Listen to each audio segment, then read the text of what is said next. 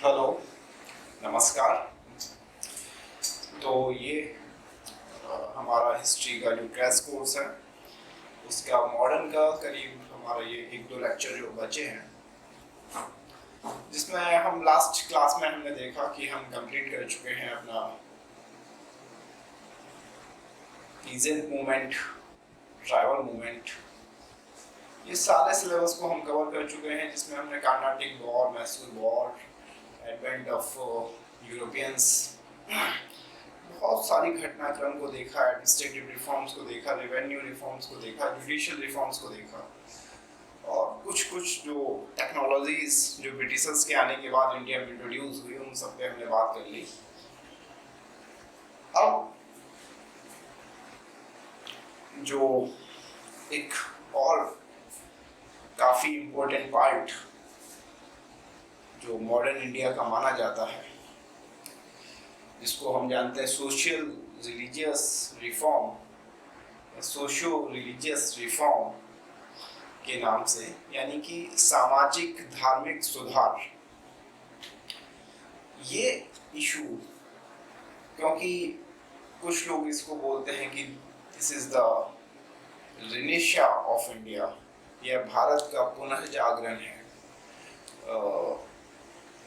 Europe के पुनर्जागरण से इसको कंपेयर करते हैं।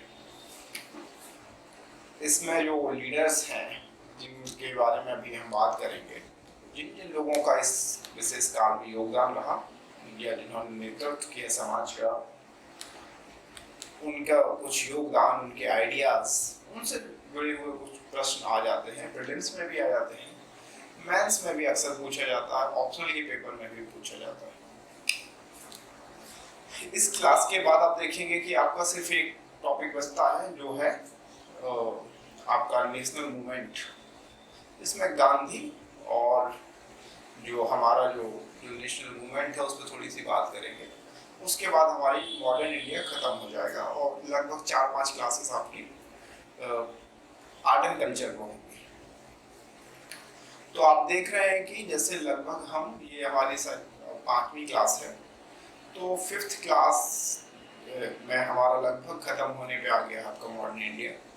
एंड जो हमारे जो लेक्चर्स का ड्यूरेशन है या टाइम का जो हर लेक्चर आप देखेंगे तो 1 से 1.5 घंटे के बीच में खत्म हो जाता है।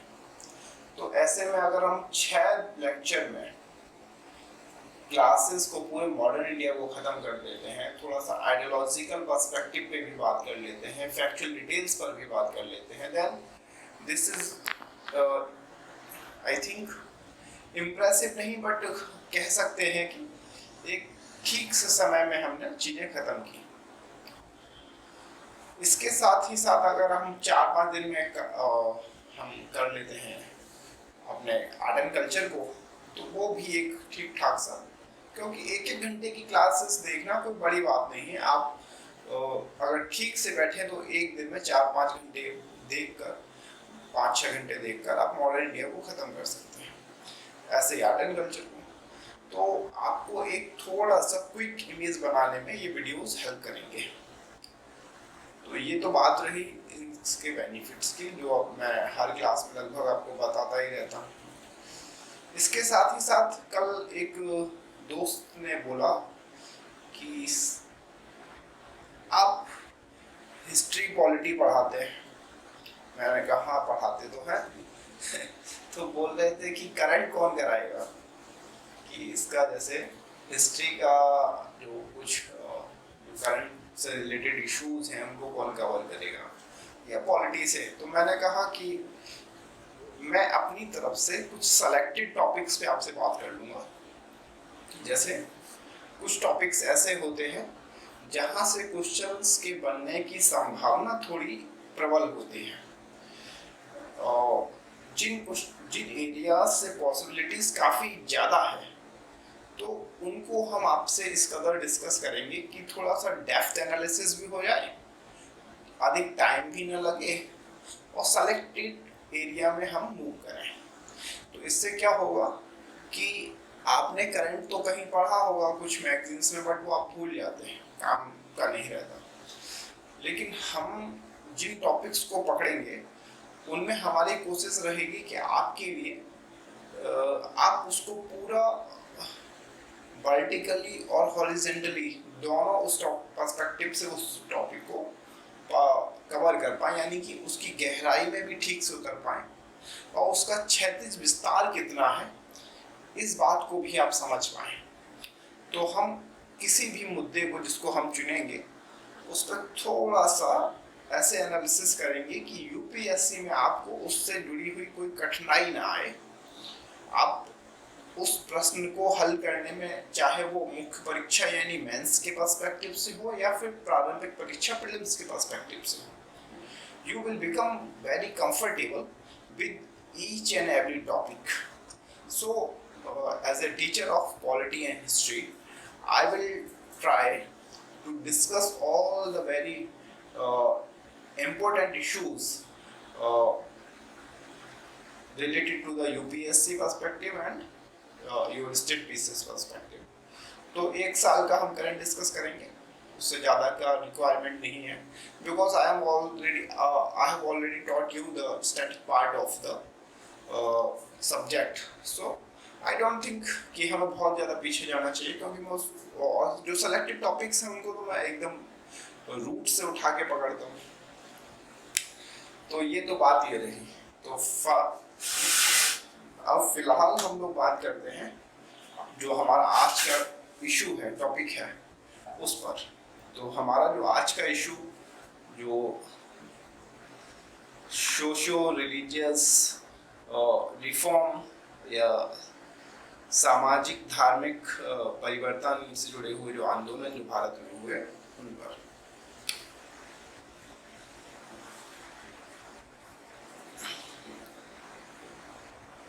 Whenever we talk about any issue, we should first look at the background, look at the background scenario. Because आप अगर किसी चीज की अंडरस्टैंडिंग बनाना चाहते हैं तो उस चीज को समझने से पहले आपके लिए सब जो प्राथमिक आवश्यकता है वो यह है कि आप यह समझ जाएं कि यह घटना घटित क्यों हो रही है। What are the basic force behind the changes? And मैं तो क्लास में बताता ही हूँ कि history and other subjects of the humanities all are the study of the forces of the changes, कि समय के साथ साथ जो बदलाव का फोर्स है ना, अगर आप उनकी ठीक से स्टडी कर लेंगे तो आप ह्यूमैनिटीज में एक्सपर्ट हो जाएंगे। तो ये होता है कि अगर आपको बैकग्राउंड पता है तो आप समझ सकते हैं। तो फिलहाल हम लोग ये मॉडर्न इंडिया में चल रहे हैं, तो आपको ये समझना पड़ेगा कि सोशल रिलीजियस रिफॉर्म मूवमेंट्स क्यों आना चाह रहे हैं, क्यों इतनी छटपटाहट है कि समाज में, धर्म में परिवर्तन करने के लिए लोग लालायत हैं, उत्सुक हैं। What are the basic factors? The people are ready to bring some new changes in the religion, in society. The same people were not ready earlier to bring any change in the religion or in the society, but the same people are ready now. इस चीज के पीछे का आप कारण देखेंगे तो क्या है? Actually आप देखेंगे कि the Britishers affected all the segments of the society in very different manner. अंग्रेजों के आने से भारतीय समाज के अलग अलग तबकों पर अलग अलग प्रकार का प्रभाव पड़ा। जैसे आप देखेंगे कि अंग्रेजों के आने से गरीब और जो किसान जिनकी हमने पहले बात की, वो सीधे तौर पर they declared war against the Britishers. They revolted against the Britishers. The revolt of 1857, the Munda revolt, the Pavana revolt, all the revolts are the example of the great example how the exploited community reacted against the Britishers. When the Britishers exploited the peasants, the tribals, then these exploited members of the peasant group, the exploited members of the tribal group reacted in their manner. वो अपने स्वर में अपने तरीके से विरोध किए। अब भैया किसी को नहीं आता लूसिड लैंग्वेज में, किसी विदेशी भाषा में तरह तरह के आर्टिकल लिखना, शेरो शायरी बुझाना, कोट्स लिखना और बड़ी पार्लियामेंट्री लैंग्वेज में किसी चीज को कंडेम करना, they are not very familiar with this जो क्या बोलते हैं हिंदी में एक टर्म है अभिजात वर्ग का जो लक्षण है, इससे वो लोग बहुत फैमिलियर नहीं है। They are not very familiar this elitistic manner. So आप देखेंगे कि वो लोग इस तरीके से व्यवहार नहीं कर सकते। अगर आप किसी गरीब को सताएंगे तो उसे ऐसा ही लगता है कि पत्थर उठाओ जवाब दो। सो the exploitation of the peasants, exploitation of the tribals resulted in the violent reaction. तो वो लोग रिवोल्ट किए, that was violent in nature, but the advent of Europeans affected the elite class in very different manner.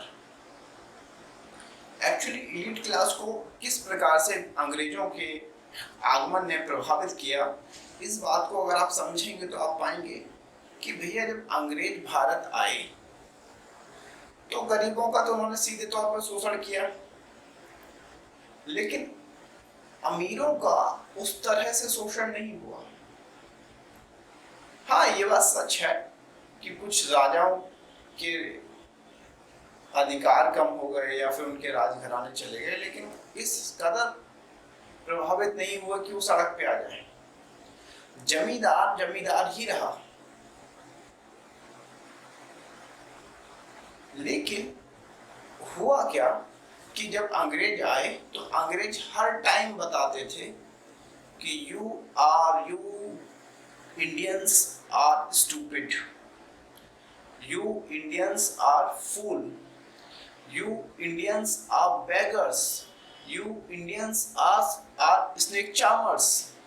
तुम भिखारी हो, तुम पागल हो, तुम सपेरे हो, क्या क्या नहीं बोलते कि तुमने क्या उखाड़ा आज तक, तुम्हारी अचीवमेंट्स क्या है, तुम्हारे दादा दादे पुरखा सब यही करते रहे।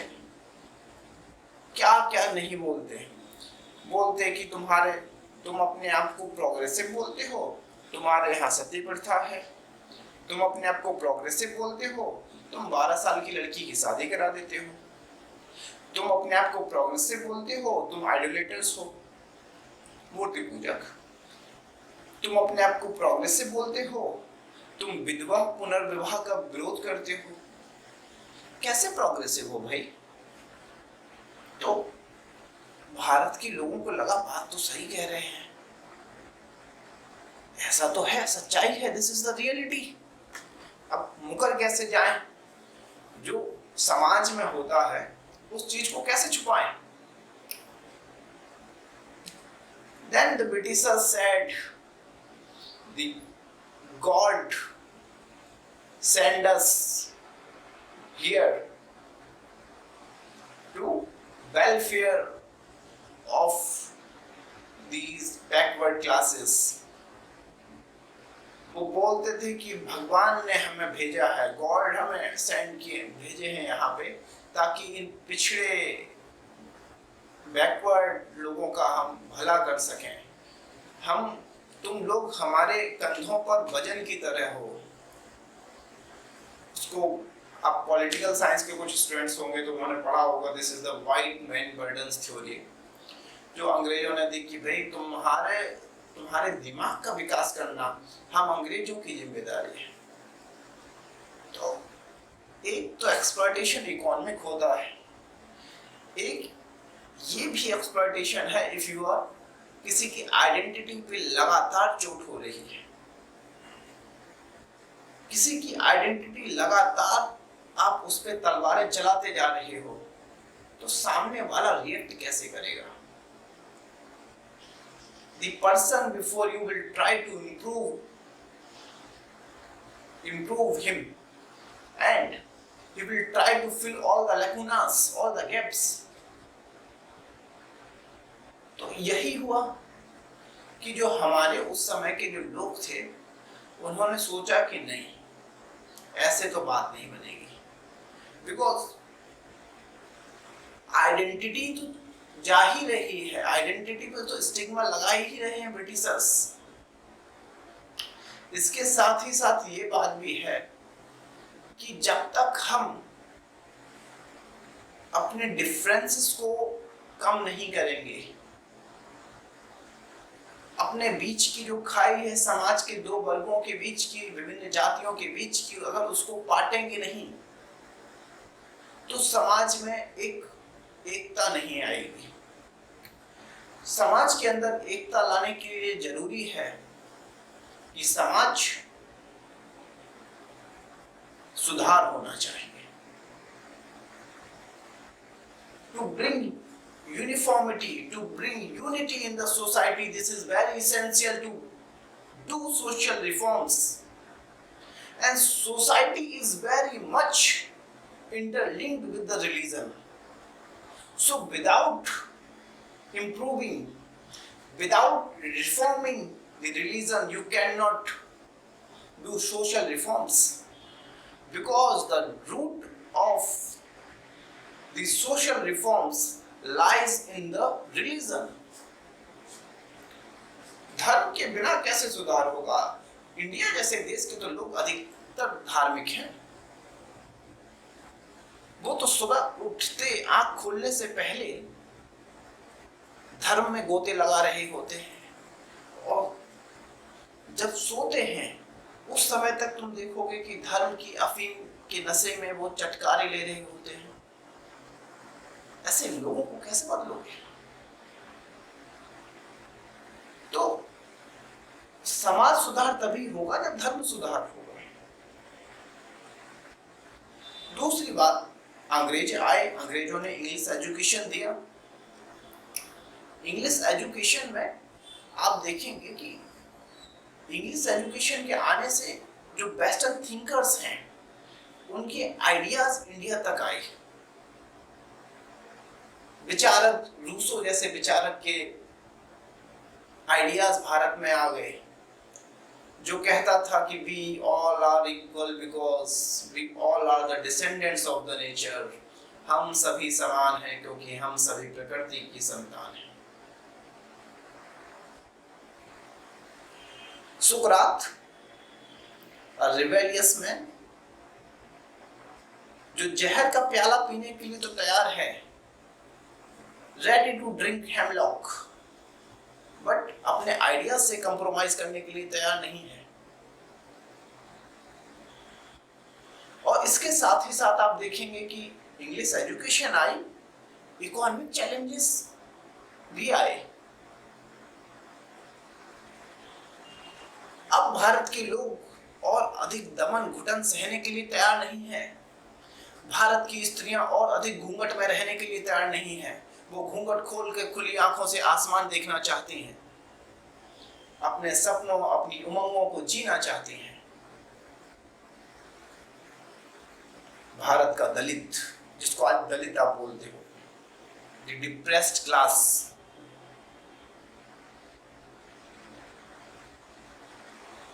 वेद के अकॉर्डिंग शूद्र, महात्मा गांधी के अकॉर्डिंग हरिजन,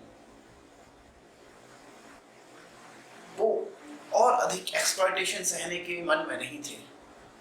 उन्हें लगता था कि इनफ इज इनफ, बहुत हो गया, अब ये गुलामी की जंजीरें टूटनी चाहिए, सामाजिक भेदभाव की लकीरें मिटनी चाहिए, समाज का एक होना ज्यादा महत्वपूर्ण नहीं है, लेकिन हमारे अधिकारों का बुलंद होना अधिक आवश्यक है। जब कोई इतनी मुखरता से अपनी आवाज उठाने के लिए तैयार है, तत्पर है, तो समाज के दूसरे तबकों को भय तो लगता ही है। They were fearful who will work in their fields, who will work in their factories, because the depressed class is the source of power, source of labor. They are the producing class. elite तो बस बातें करते हैं sir, महलों में बैठ के चाय पे चर्चा करने से कुछ नहीं होता। जब तक किसी माझी का हथौड़ा पहाड़ पे नहीं पड़ता, तब तक रास्ता नहीं बनता। तो ये बातें दलित समाज को, डिप्रेस क्लास को, हरिजन को, शूद्र को समझ में आ रही थी, महिलाओं को समझ में आ रही थी। इसके साथ साथ न्यू टेक्नोलॉजीज, प्रिंटिंग प्रेस आ चुकी थी। पहले आइडियाज को दबा सकते थे ना, किसी ने बोला आपने मार दिया उसे, लेकिन अब विचार को दबाया नहीं जा सकता था। विचार कागजों में तैर रहे थे, विचार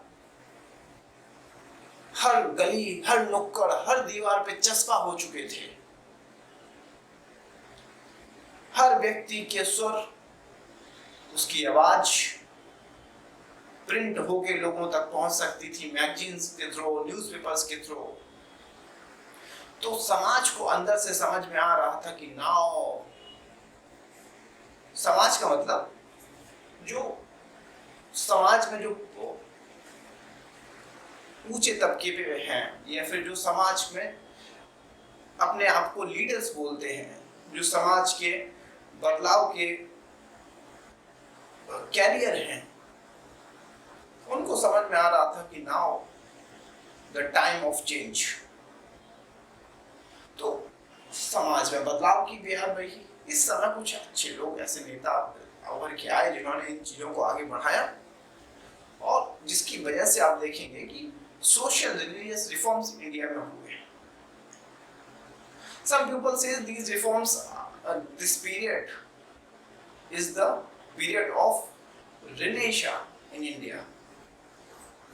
अगर आप लोग रेनेशा शब्द से परिचित हैं तब तो ठीक है, अगर नहीं है तो एक मिनट में समझ लीजिए।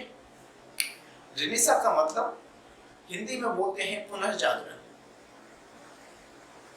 मैं क्लास में तो अक्सर रेनेशा पे और एनलाइटनमेंट पे, यानी कि पुनर्जागरण और पुनर्बोधन पे पूरा 1-2-3 घंटे का क्लास लेता हूँ, बिकॉज वर्ल्ड हिस्ट्री में खासकर। लेकिन यहाँ आप इतना समझ लीजिए कि ऐसे समाज को जो रेडी नहीं है पुरानी बातों से निकलने के लिए, उसे झकझोरना पड़ता है उसके और पुराने अतीत का सहारा लेकर। जैसे आपको मैं एग्जांपल दूं कि the people of Bengal were not ready to accept the abolition of the sati system.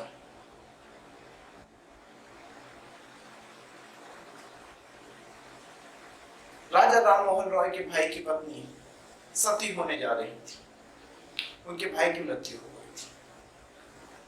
तो आप देखेंगे कि लोग उन्हें सती करने के लिए ले जा रहे थे। Then Raja Rammohan Roy retaliated and said this is totally unacceptable. हम इसको स्वीकार नहीं कर सकते कि एक युवा महिला को इस बात के लिए मार दिया जाए, इस बात के लिए जिंदा जला दिया जाए कि उसका पति अब जीवित नहीं है।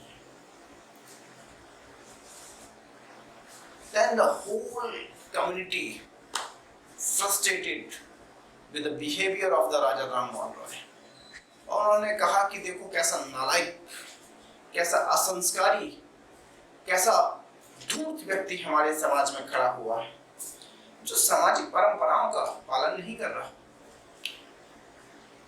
राजा राम मोहन रॉय ने कहा, किस बात की आप बात कर रहे हैं, मैंने किस धर्म की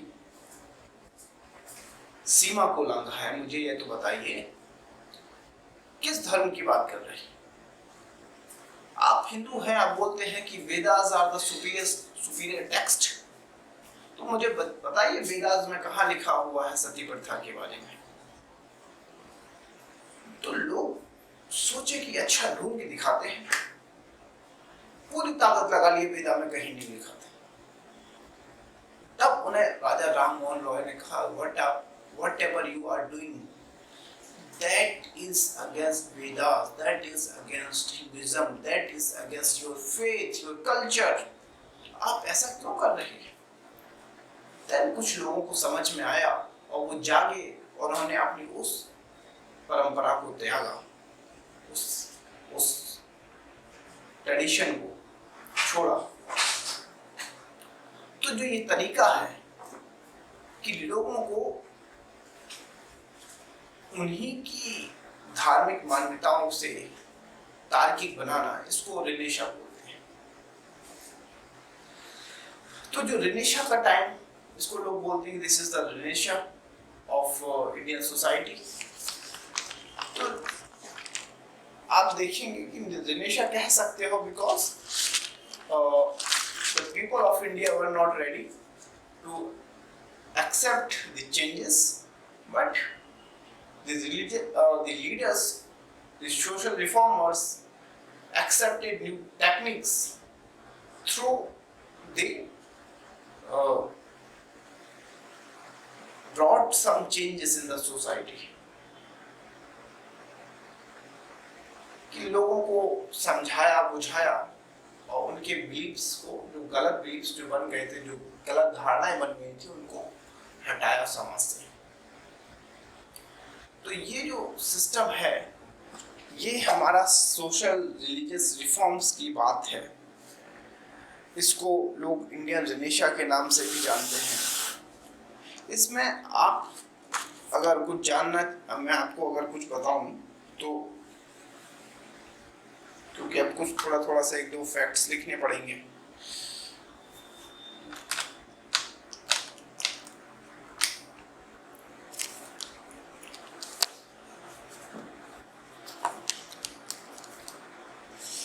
सोशल रिलीजियस रिफॉर्म मूवमेंट के आने से क्या होता है कि समाज और धर्म में परिवर्तन होगा।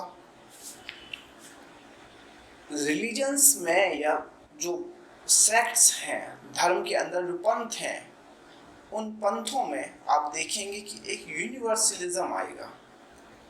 लोग एक दूसरे से भेद, घृणा, परस्पर नफरत करना कम कर देंगे। लोग उन मूल्यों की तरफ अधिक आकर्षित होंगे जो अपने आप में सार्वभौमिक या यूनिवर्सल हैं। The people will start to attract more toward the universal values. The value of secularism will enhance.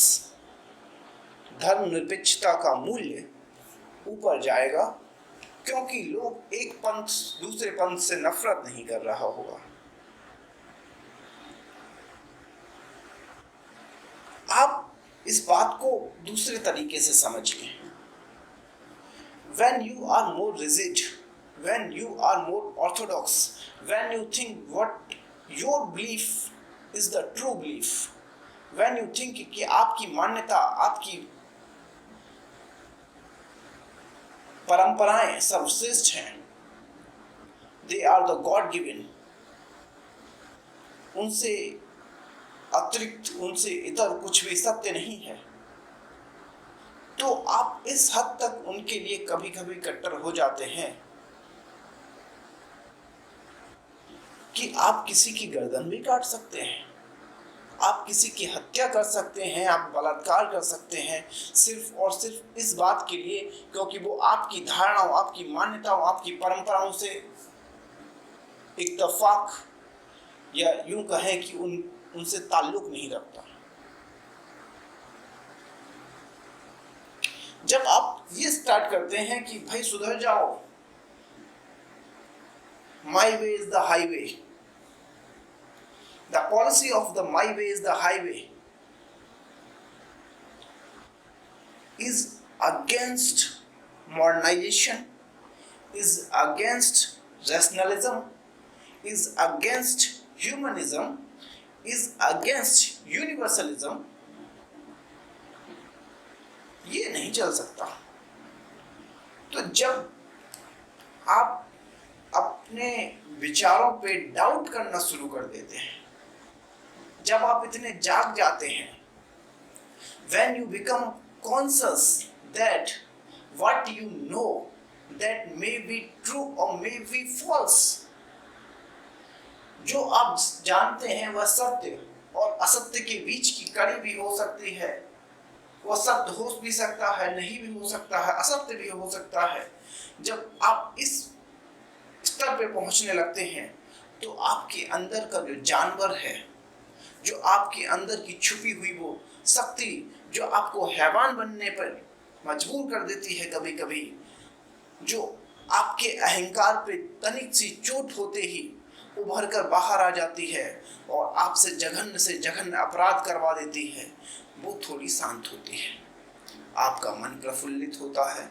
आप अपने आप को ये कह के शांत कर देते हैं कि मैं तो तुच्छ हूँ, I am a very common human being, मेरा ज्ञान तो बड़ा छोटा है।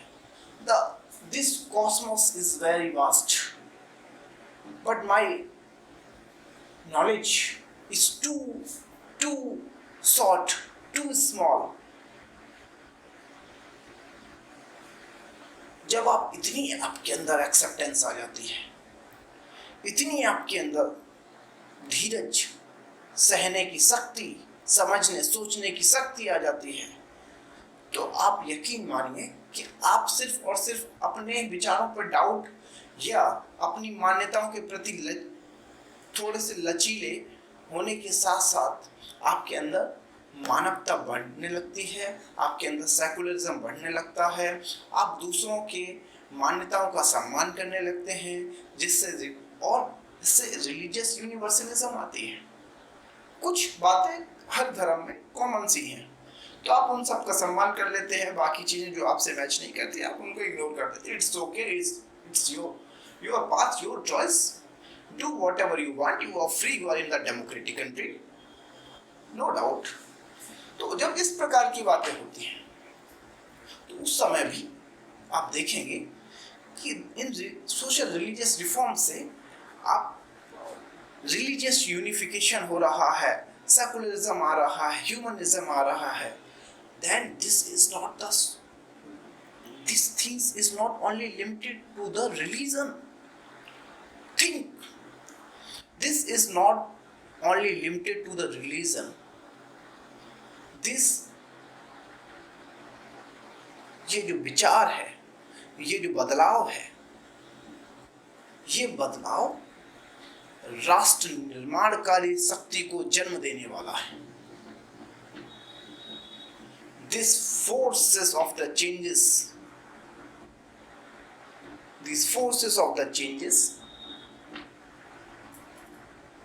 will work as nation making power. जब लोगों में एक समानता, एक यूनिवर्सल रिलीजन, ह्यूमनिज्म, सेकुलरिज्म जब डेवलप हो रहा है तो लोगों में आपस में प्यार बढ़ रहा है। क्या बढ़ रहा है? प्यार। They are now what? Loving each other, caring each other. अब लोग एक दूसरे के लिए प्रेम से भरे हुए हैं, एक दूसरे के लिए थोड़ा सरल हृदय रख रहे हैं, कृपालु हैं, कंपैशनेट हैं। तो जब ये चीजें आएंगी तो डिफरेंसेस कम होंगे, and the differences means less differences, मतलब strong nation, more possibility of uniformity, more possibility of uniformity. तो ये सिर्फ और सिर्फ धार्मिक सुधार नहीं है, इनसे समाज सुधर रहा है, इनसे राष्ट्र का निर्माण होगा, इसीलिए तो हम पढ़ते हैं। आप इन चीजों को ऐसे समझिए। बाकी जनरल स्टडीज की क्लासेस में तो हम बड़े अच्छे से शांति से इन सब चीजों को डिस्कस करते हैं। आपकी आंखों के सामने से मैं सारे पर्दे हटा देता हूँ, जनरल स्टडीज की क्लास में देखिएगा। तो ये हो रहा था आपका बदलाव। तो आप देखेंगे कि राजा ऐसे में जो लीडर्स इमर्ज किए उनमें एक बड़ा महत्वपूर्ण नाम है राजा राम मोहन रॉय। तो राजा Ram Mohan Roy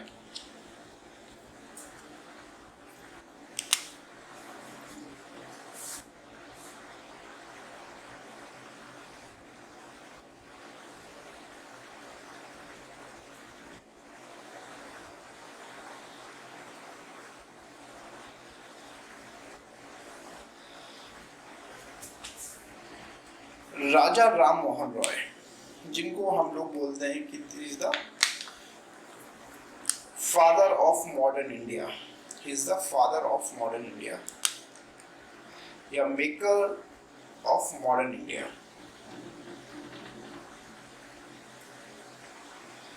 maker of modern India.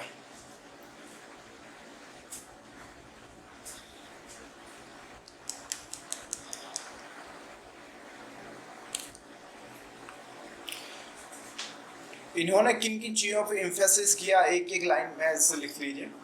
लिखना क्या है, सिंपल ध्यान रखिए। थोड़ा सा एक ऐसे हेड ब्रॉडली, जैसे ये नाम है इसके नीचे ऐसे लिख के आप यूँ लिख सकते हैं,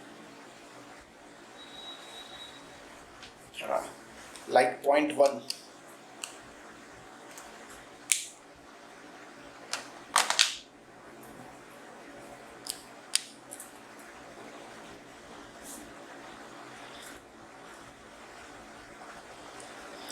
Focus on mixture of Indian and Western elements. Indian and Western elements.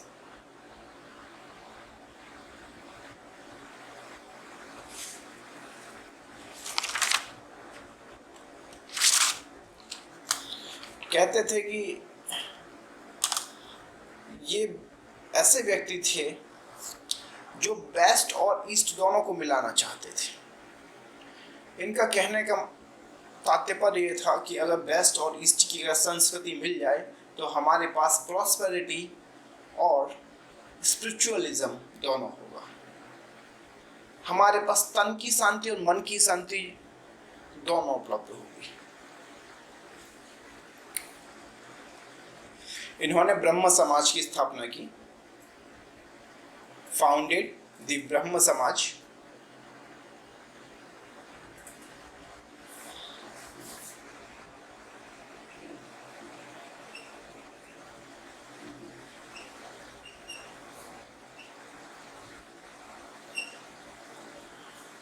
ब्रह्म समाज 1829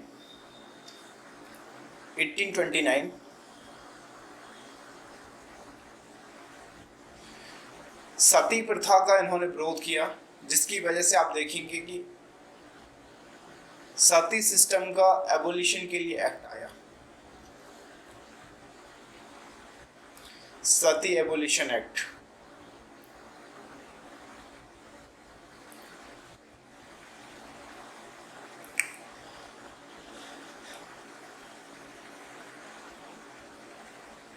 इन्होंने महिलाओं के लिए खास तौर पे काफी काम किया। वुमेन्स राइट्स का आप चैंपियन बोल सकते हो इनको। वुमेन लिबरेशन मूवमेंट चलाया इन्होंने। तो आप देखेंगे कि इन्होंने बात की कि भाई एक बात बताइए कि आप एक तो बेटियों की जल्दी शादी करा देते हैं, उन्हें संपत्ति में अधिकार नहीं देते, ऐसा क्यों?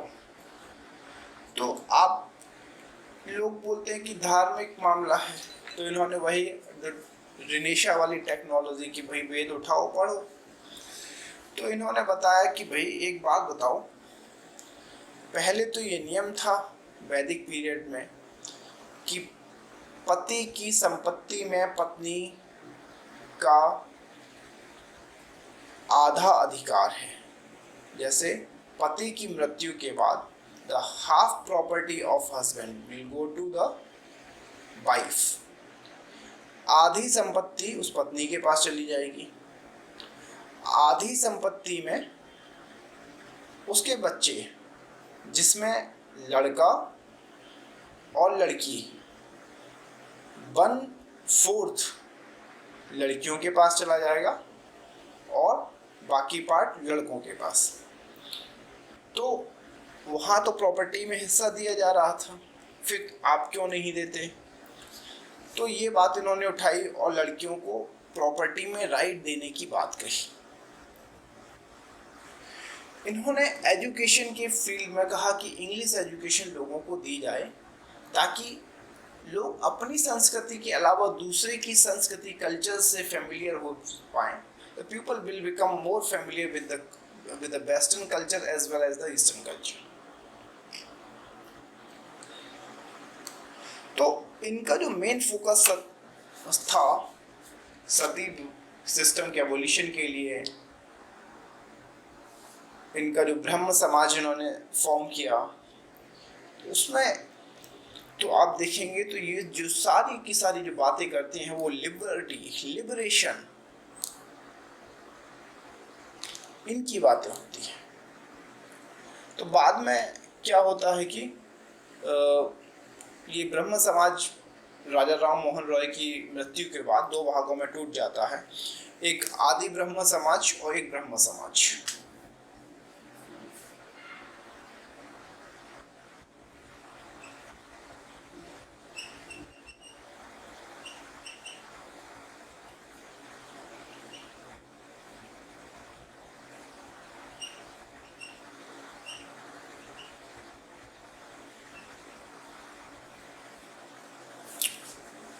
आदि ब्रह्म समाज एंड ब्रह्म समाज 2 भागों में टूट जाता है।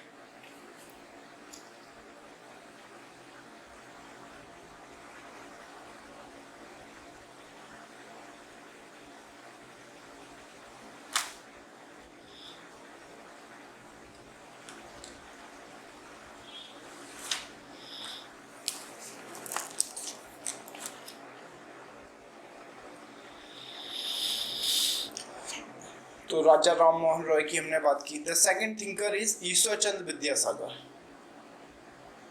Right down Ishwar Chandra Vidyasagar.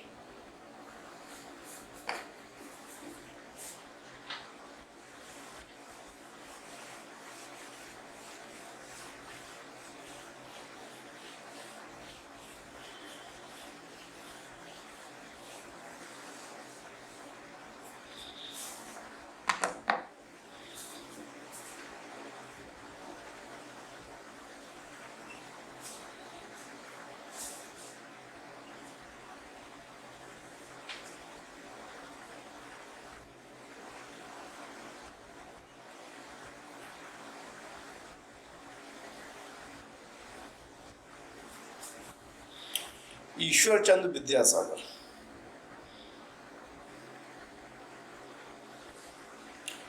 ईश्वर चंद्र विद्यासागर का जो मेन काम आप देखेंगे तो widow remarriage and abolition of sati, इन पर इनका अच्छा काम है।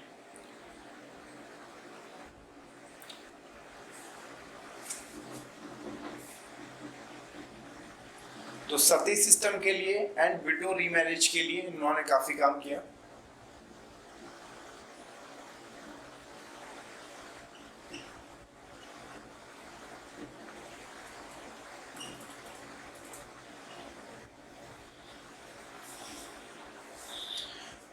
एटीन 1856 में विडो रीमैरिज एक्ट पास हुआ कि ऐसा क्यों नहीं है कि पत्नी की मृत्यु के बाद पति तो तुरंत दूसरे दिन ही शादी कर सकता है, हो सकता है शाम को ही सेहरा बांध ले जाके, सुबह डेड बॉडी को जलवा के या फिर जो भी प्रोसेस है वो करके आए और शाम तक व्यवस्था कर ले। लेकिन एक पति की मृत्यु के बाद एक पत्नी दूसरी शादी क्यों नहीं कर सकती, खासकर उस समय में जब लड़कियों का विवाह अल्प आयु यानी माइनर एज में कर दिया जाता था और कैजुअलिटीज की पॉसिबिलिटीज बहुत हाई थी, यानी कि लोग अकाल मृत्यु बहुत अधिक मरते थे। तो ऐसे में यंग विडोज की संख्या काफी ऊंची थी। 20 साल की लड़कियां, 22 साल की लड़कियां, 25 साल की लड़कियां, 30 साल की लड़कियां विडो हैं, वो विधवा है, वो किसी के साथ मित्रवत व्यवहार नहीं कर सकती, वो किसी से अपने दुख सुख की बात नहीं कर सकती, वो इस अधिकार के काबिल नहीं है कि समाज में एक आम नागरिक या एक आम औरत की तरह शुभ कार्यों में अपनी उपस्थिति दर्ज करवा पाएं, खुद को प्रेजेंट करवा पाएं। लोग उन्हें एक अलग हीन भावना से, हीन दृष्टि से देखते हैं कि देखो डायन है, इसके आते ही ये पति को खा गई, अब क्या यहाँ भी चली आई है, हम शुभ काम कर रहे हैं, लगता हमें भी खाएगी। तो इस प्रकार की भावनाओं वाली जगह पे, है ना, इन सबको तो मिटना चाहिए था। लड़कियों को दोबारा शादी करने की अनुमति होनी चाहिए थी। अगर वो अपने उस पीरियड में कोई 20 साल की लड़की, 22 साल की लड़की अगर किसी से बात करने लग रही है, किसी से मित्रवत व्यवहार कर रही है, तो जमाना उसको सूली पे टांगने के लिए तैयार कि देखिए कलंक की सीमा पार कर दी इस स्त्री ने, इसका चरित्र का पतन तो उसी दिन हो गया था जिस दिन इसका पति मूर्छित हुआ, या फिर मूर्छित का मतलब तो बेहोश होता है, मर गया, सीधा बोलो तो जिस दिन इसका पति मर गया,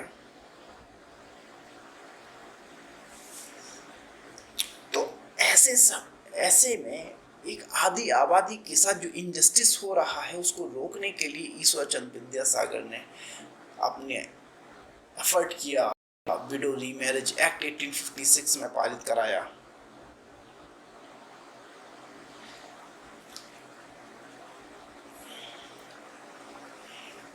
वुमेन्स एजुकेशन पे बल दिया।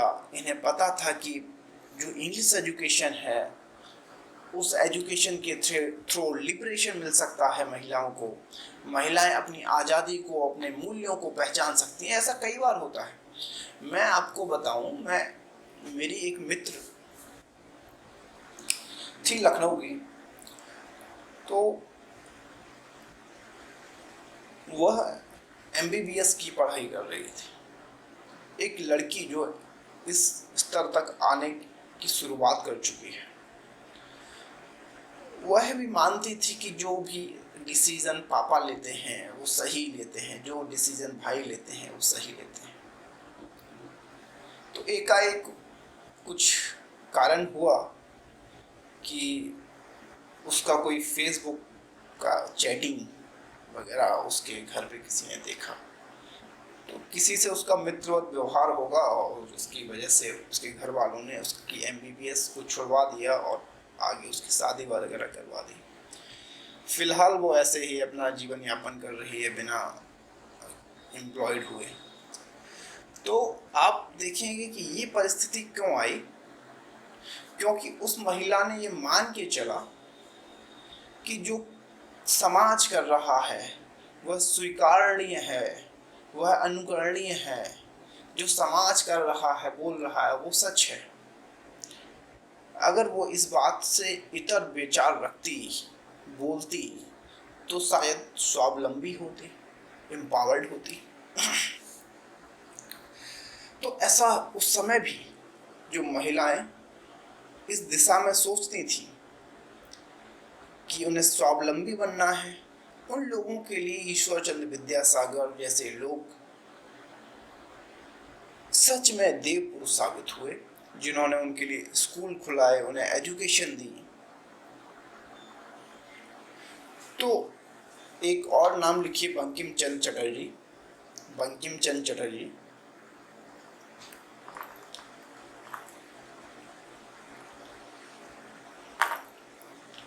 इनके बारे में तो आप सभी लोग जानते ही हैं। इनके एक बस खाली आप एक बुक का नाम लिख लीजिए, आनंद मठ।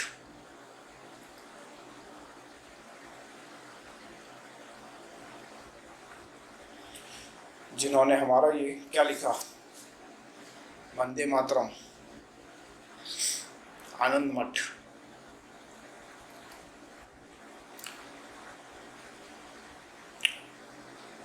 एक और नाम लिखिए, रामकृष्ण परमहंस। नाम लिखिए, Ramakrishna Paramhans. Ramakrishna Paramhans was the spiritual guru, religious man, you can say God man. He was the guru of Swami Vivekananda. He was the devotee of Ma Kali. He was from Bengal. इनका भी मानना यही था कि सारे जो धर्म हैं वो सब एक हैं, सब धर्म समाना, सब धर्म एक जैसे हैं, क्योंकि सब धर्म एक सी शिक्षा देते हैं, शांति की, सद्भाव की। मैं नहीं जानता कि सब ऐसे किस धर्म शांति सद्भाव की शिक्षा देते हैं, बट इन्होंने कहा कि शांति सद्भाव की शिक्षा देते हैं। तो शांति की, सद्भाव की शिक्षा धर्म देते हैं। जब शिक्षा शांति और सद्भाव की सब दे रहे हैं तो सब एक हुए। भाषा का अंतर हो सकता है, लहजे का अंतर हो सकता है, डिग्री का अंतर हो सकता है।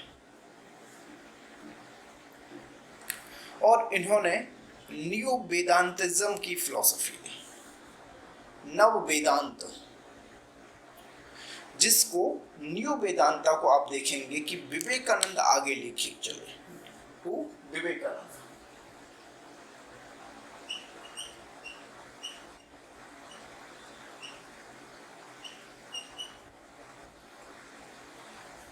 न्यू वेदांत को विवेकानंद लेके आगे चलते हैं।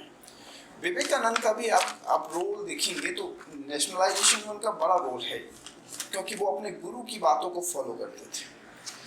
क्योंकि जो रामकृष्ण परमहंस ने कहा, उन्होंने कहा ईश्वर देखना है, भगवान देखना है तो इन लोगों में देखो। God is not outside of you, God is within you. ईश्वर तुम्हारे अंदर है। The God is presented inside of these millions poor people. इन गरीब, लाखों गरीब लोगों के अंदर भगवान का वास है। यही सच्चा भगवान है। तो अगर आपको प्रार्थना करनी है, पूजा करनी है तो इनकी करिए।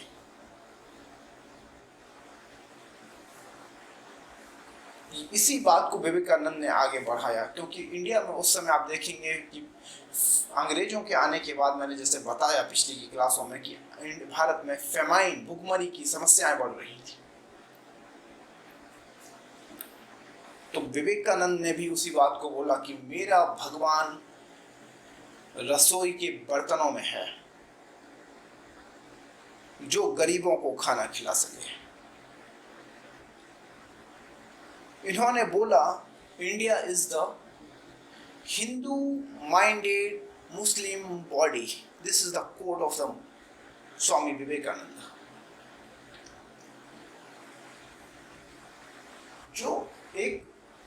जो हमारा कंपोजिट कल्चर है उस पर इन्होंने बल दिया। इसी बात को आप देखेंगे, जो जैनिज्म की जो फिलॉसफी है, जो बोलती है स्यादवाद, फिलॉसफी ऑफ स्यादवाद, कि सत्य के अनेक पट हो सकते हैं, अनेक द्वार हो सकते हैं।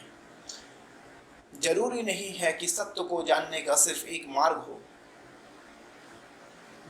अनेक रंग। मुंडे मुंडे मतर भिन्ना।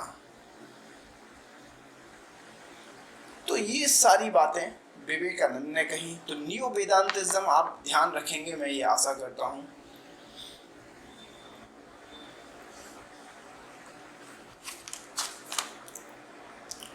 तो ये एक मूवमेंट। देन एक आप मूवमेंट देखेंगे कि दयानंद सरस्वती आर्य समाज, दयानंद सरस्वती आर्य समाज, उनकी तरफ से आर्य समाज की स्थापना की दयानंद सरस्वती। लिख लीजिए, दयानंद सरस्वती आर्य समाज।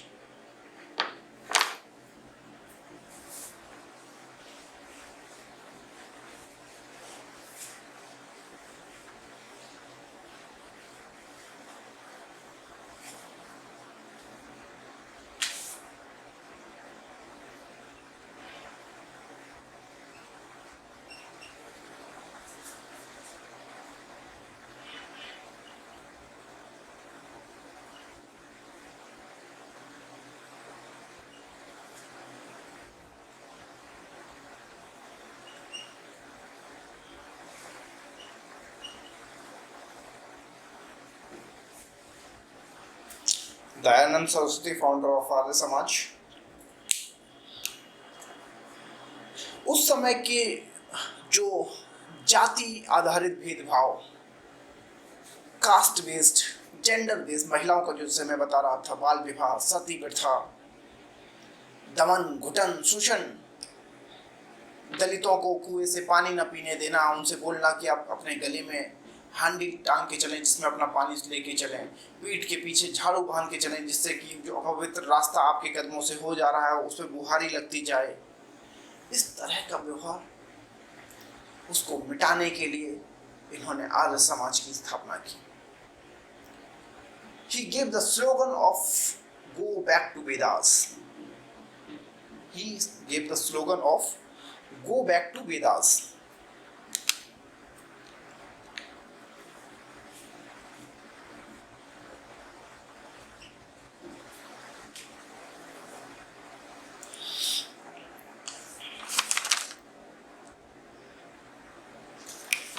तो आप देखेंगे कि इनका जो स्लोगन है go back to Vedas, in one sense this is progressive. किस सेंस में आपको ये प्रोग्रेसिव लगेगा गो बैक टू वेदास? कि भैया जहाँ डिस्क्रिमिनेशन हो रहा है, कास्ट बेस्ड, महिलाओं को उस प्रकार से प्रताड़ित किया जा रहा है जितना प्रताड़ित एक जनजाति समाज में नहीं किया जाता था। बेसिकली वैदिक period was the tribal community. So tribal community में लिंग आधारित असमानताएं बड़ी कम होती हैं, तो वहाँ संपत्ति का वितरण, महिलाओं को आज़ादी अधिक थी। ऋग वैदिक पीरियड में आप देखेंगे तो जो जाति ब्राह्मण, क्षत्रिय, वैश्य, शूद्र, ये फ्लेक्सिबल था। कोई भी ब्राह्मण हो सकता है, कोई भी शूद्र हो सकता है, ये कर्म के आधार पर डिसाइड था। तो शुरुआत में ये फ्लेक्सिबल व्यवस्था थी, तो उस बात को इन्होंने फोकस किया कि, तो उस नज़रिए से आप देखेंगे कि ये सुधार की ही बात कर रहे हैं गो बैक टू वेदास बोल के। तो इस नज़रिए से आप देखेंगे तो ये आपको go back to Vedas progressive नजर आएगा।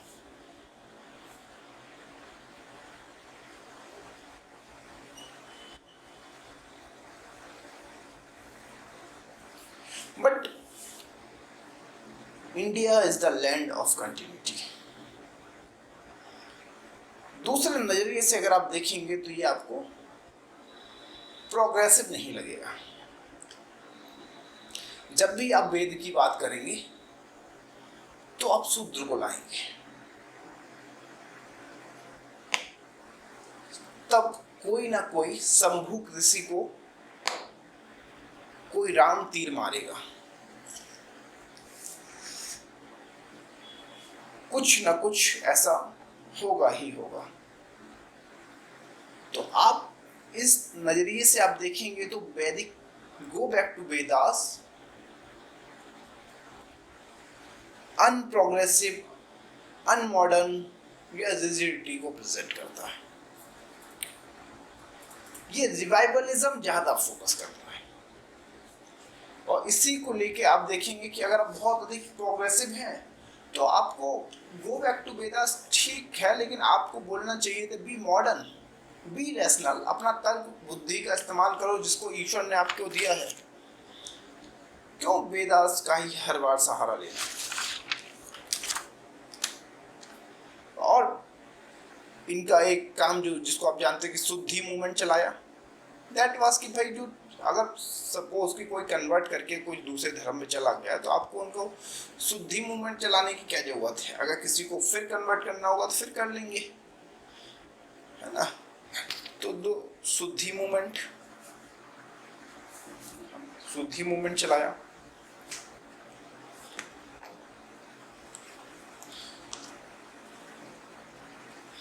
काउ प्रोटेक्शन पे बल दिया, काउ प्रोटेक्शन पे फोकस किया।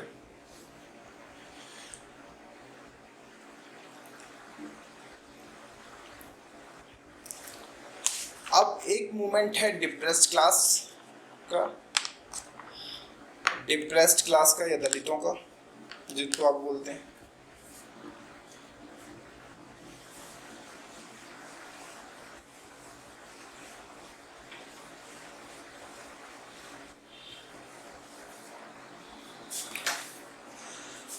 जैसा as I told you earlier that people of the depressed class were not ready to face discrimination more longer time.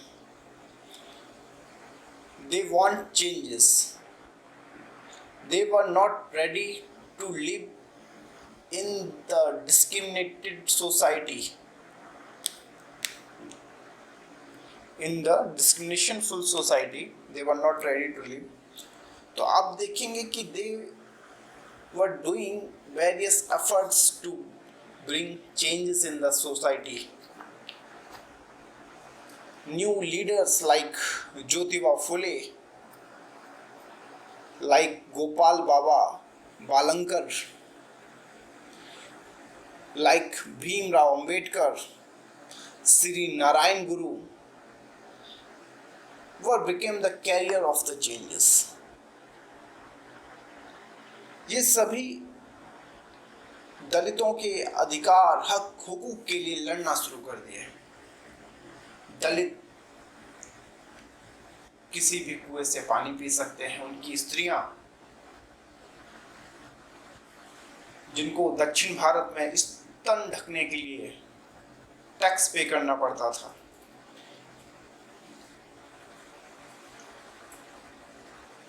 इन सब बातों का विरोध करना शुरू किया।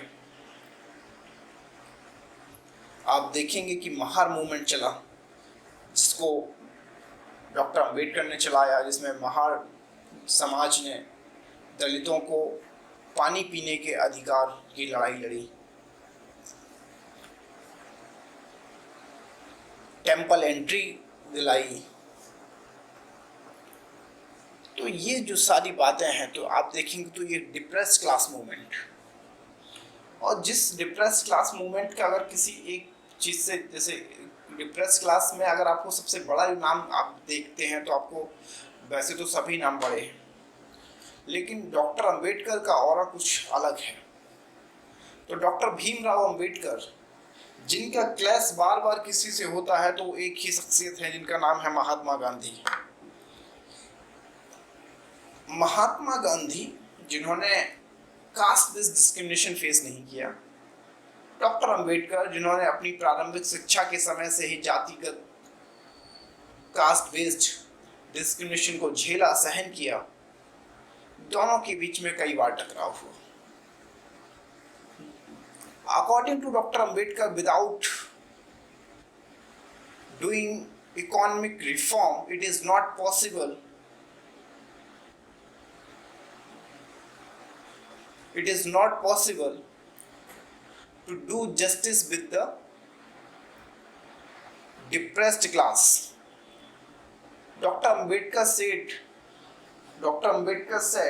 one social group is here, means one social group is more down and one social group is enjoying the top level. So first of them first you should make them equal, then economically equal. See, Dr. Ambedkar basically talking about economically, make them economically equal, give them reservation, give them land, give them economic power, only they will become empowered. Marks वाली बात कि हे दुनिया के मजदूरों, तुम्हारे पास खोने के लिए कुछ भी नहीं है सिवा जंजीरों के. Laborers of the world, get united, you have nothing to lose except chains. So, Dr. Ambedkar was saying we should implement reservation for the elevation of the depressed class, but Mahatma Gandhi was not ready. He said reservation is not necessary because जो high cast के लोग हैं वो अपने आप इन लोगों को इनका अधिकार दे देंगे, क्योंकि हम उन्हें बताएंगे कि ये दबे कुछ लोग तुम्हारे भाई बंधु हैं, इन पे थोड़ी दया करो, कंपैशनेट हो जाओ, कृपा करो और इनको भी अपने जैसा ट्रीटमेंट दो. But Ambedkar was not ready and he was very practical man. Gandhi को लगता था कि लोग ऐसे दे देंगे, लेकिन ये संभव नहीं होता कि भाई अगर आपके पास 10 करोड़ की प्रॉपर्टी है, आपसे बोला जाए कि जो आपके घर के बाहर जो भिखारी बैठा हुआ है,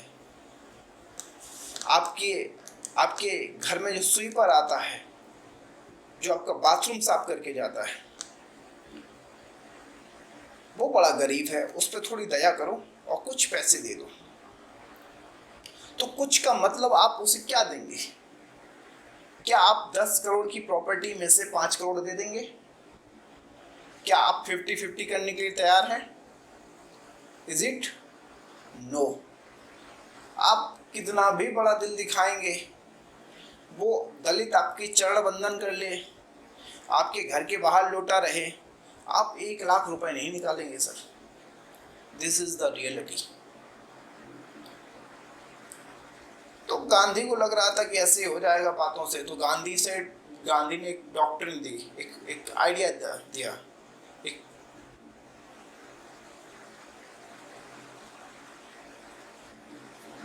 ट्रस्टीशिप का सिद्धांत कि भाई जो अमीर लोग हैं वो उतना उनके पास जो धन है, जो पैसा है, उस पैसे को इतना ही इस्तेमाल करें जितनी उन्हें आवश्यकता है. They are not the owner of the money, they are the trustee of the money.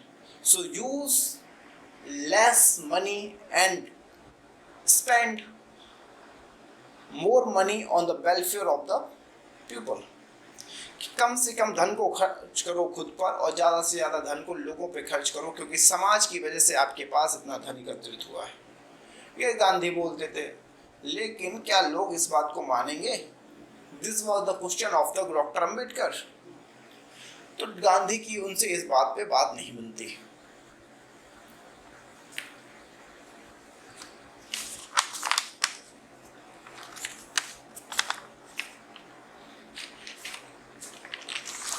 And Dr. Ambedkar said caste should abolished.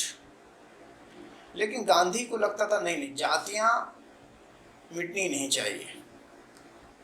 Because Gandhi कहते थे कि जातियां सिर्फ जाति नहीं है, वो आर्थिक बंटवारा है. वो आपके प्रोफेशन को दिखाता है. यू आर मोची तो आप जूता काटेंगे,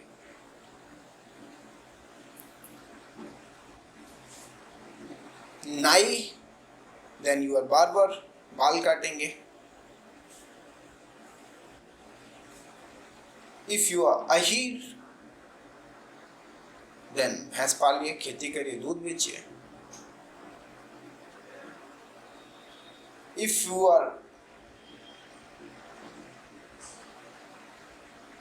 ब्राह्मण देन आप एजुकेशन.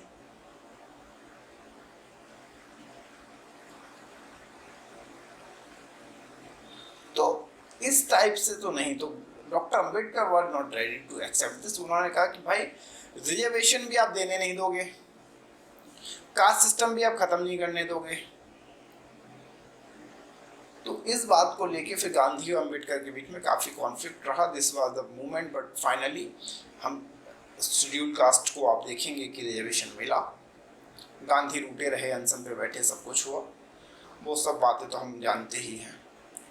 एंड इस प्रकार से जो ये यूनिफॉर्मिटी आ रही है समाज में, लोग अपने हक हुकूक के लिए लड़ रहे हैं, तब जाके उन सब में एक थोड़ी सी यूनिफॉर्मिटी एक नेशन बिल्डिंग फोर्स की तरह काम करेगी, और यूनिफॉर्मिटी आएगी तब जाके अंग्रेजों को भगाएंगे सब मिलके।